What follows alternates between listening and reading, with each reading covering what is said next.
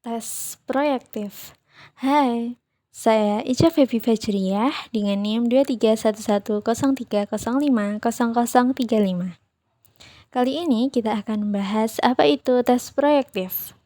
Proyektif atau proyeksi yang berarti memantulkan atau menyampaikan sesuatu dalam konteks psikologi.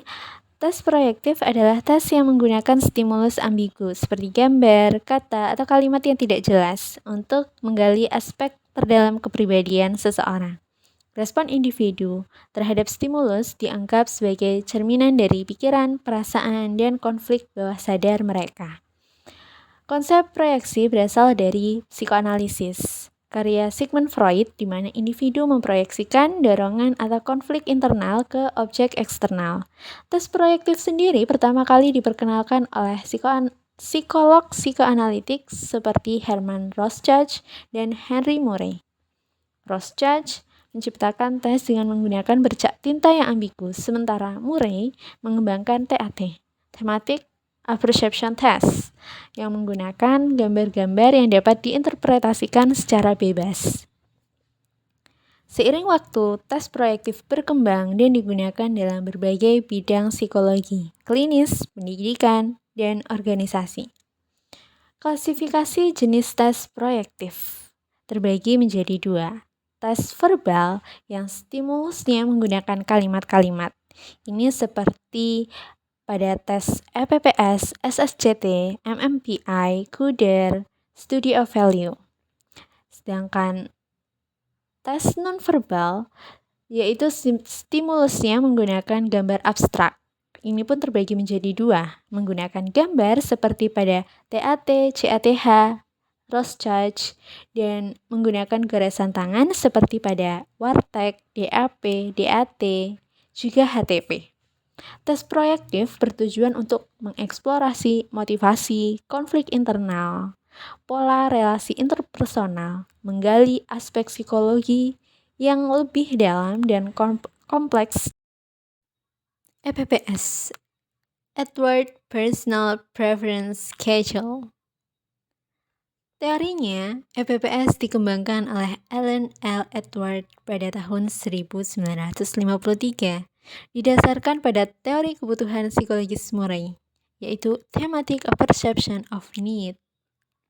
Ia mengemukakan bahwa perilaku manusia dipengaruhi oleh berbagai kebutuhan psikologis yang mendasari tindakan dan reaksi individu.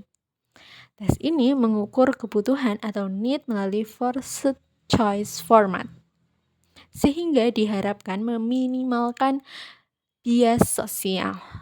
Format EPPS umumnya berupa pirate statements atau pernyataan berpasangan, di mana peserta memilih salah satu dari dua pernyataan. Tes EPPS umumnya berdurasi 45 menit sampai 1,5 jam. Tujuan tes EPPS bertujuan mengukur 15 kebutuhan dasar manusia, preferensi internal individu terhadap sejumlah kebutuhan psikologis. Kebutuhan psikologis mana yang lebih dominan, membantu dalam memahami motivasi dan kecenderungan perilaku seseorang. Aspek kepribadian yang diukur. EPPS mengukur 15 kebutuhan dasar atau need, antara lain achievement, kebutuhan untuk berprestasi, deference, kebutuhan untuk mengikuti orang lain, order, kebutuhan untuk keteraturan, exhibition, kebutuhan untuk menunjukkan diri, autonomy, kebutuhan untuk mandiri, affiliation, kebutuhan untuk bergaul, nurturance, kebutuhan untuk memelihara, dominance, kebutuhan untuk menguasai, succurrence, kebutuhan untuk mencari dukungan, change, kebutuhan untuk berubah, bervariasi, endurance, kebutuhan untuk tekun, heterosexuality, kebutuhan untuk tertarik pada lawan jenis, aggression, kebutuhan akan agresivitas, introception, kebutuhan untuk introspeksi diri, Abasement, kebutuhan untuk merendah atau menyalahkan diri. SSCT, Search Sentence Completion Test. Teorinya, SSCT dikembangkan oleh Dr. Samuel Joseph M. Sachs bersama Sidney Levy dan rekan di New York Veterans Administration Mental Hygiene Service pada 1941. Tes ini berakar pada teori proyeksi, yaitu asumsi bahwa cara seseorang melengkapi kalimat yang belum selesai mencerminkan dinamika psikologisnya. Tes ini menggunakan kalimat tidak lengkap sebagai stimulus. Format SSCT biasanya terdiri dari 60 stems kalimat tidak lengkap dengan durasi pengerjaan 20-40 menit. Responden diminta untuk melengkapi kalimat tersebut yang diyakini dapat mengungkapkan sikap, perasaan, dan konflik internal mereka. Tujuan tes.